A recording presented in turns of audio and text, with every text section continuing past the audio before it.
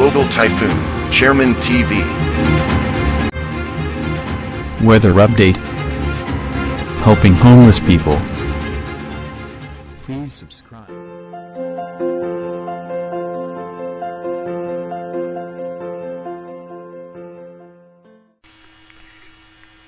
Magandang umaga po. Ito po ang latest update natin ngayong araw, November 27, 2023.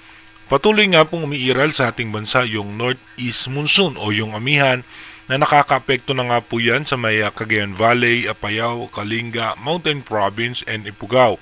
Asahan po natin yung cloudy sky with light rains at dito naman sa may parte ng Ilocos Region and natitirang bahagi ng Cordillera ay asahan natin yung partly cloud to cloudy sky with isolated rain shower. Dito po yan, puro northeast monsoon ang nakakapekto sa atin o yung amihan, wala po tayong shear line sa ngayon. At yung easterlies naman ay apektado ang parte ng Metro Manila at ang bahagi ng Visayas and Mindanao. At ayon naman sa ating advanced weather forecast, meron tayong posibleng bagyo na mabubuo. Dito naman po yan sa may parte ng labas ng Philippine Area of Responsibility at wala naman po ito magiging direktang epekto sa ating bansa. Mananatili nga po easterlies at northeast monsoon and shear line ang makakaapekto sa ating bansa. Dumako na muna tayo sa ating rain map animation kung saan yung mga lugar na posibleng makakaranas ng pag-ulan.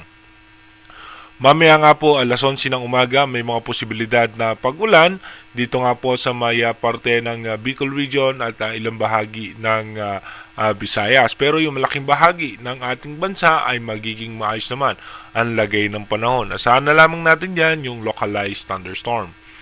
Pagdating naman po mamayang alas 3 ng hapon, tuloy-tuloy nga po may mga posibilidad na pag-ulan, very light rain dito nga po sa may parte ng Polillo Island at ilang bahagi ng Bicol Region at ng Masbate at dito naman po sa may parte ng ng Marinduque at dito naman po sa may parte ng Luzon ay magiging maayos at maganda naman po ang lagay ng panahon.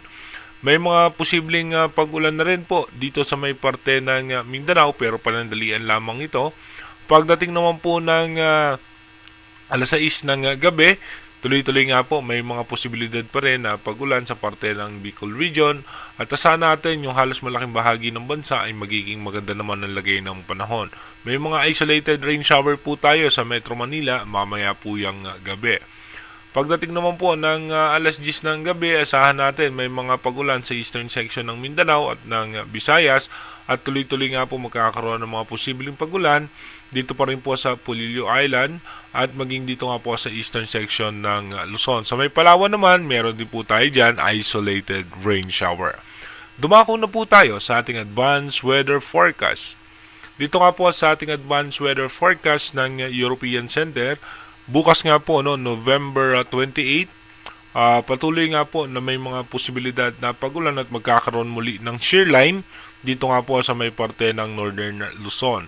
Pagdating naman po ng November 25, asahan pa rin po natin magkakaroon tayo ng possible na mga pag-ulan dahil nga po, mapapansin nyo nga po ay dito nga po ay merong high pressure area na iiral sa parte ng karagatan ng Japan at ng China at muling yung ating shear line po ito po ay magpapaulan dito pa rin sa may parte ng Luzon.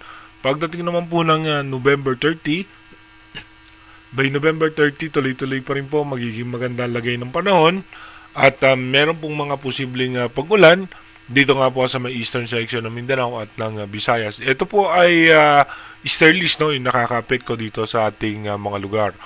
Pagdating naman po ng December 1, by December 1, mawawala ulit yung shear line. Saan pa rin po natin yung easterlies muli ang iepekto sa ating bansa at habang mahina yung pagbugso ng northeast monsoon. Pero pagdating naman po ng November 2, ng December 2, muling bubugso yung northeast monsoon at may posibilidad na naman magkaroon tayo ng shear line at may mga pag-ulan pa rin dito nga sa parte ng Visayas, Mindanao at ng Palawan. Bunsod po yan nung easterlies. By December 3, dito po, by December 3, tuloy-tuloy nga po magkakaroon tayo ng mga posibilidad na pag-ulan. By December 4, may mga posibleng pagulan sa may parte pa rin ng Visayas at easterlies pa rin na nakakaapekto sa ating bansa at magkakaroon muli tayo ng shear line. By December 5, magiging maganda at maayos naman ang lagay ng panahon pero mananatili nga po na mayroon tayong mga isolated rain shower at magkakaroon nga po ng possible low pressure area. Dito po yan sa labas ng Philippine Area of Responsibility. Pagdating naman po ng December 6, dito mapapansin nyo nga po magkakaroon ng posibleng sama ng panahon o bagyo pero ito po ay nasa labas ng ating Philippine Area of Responsibility.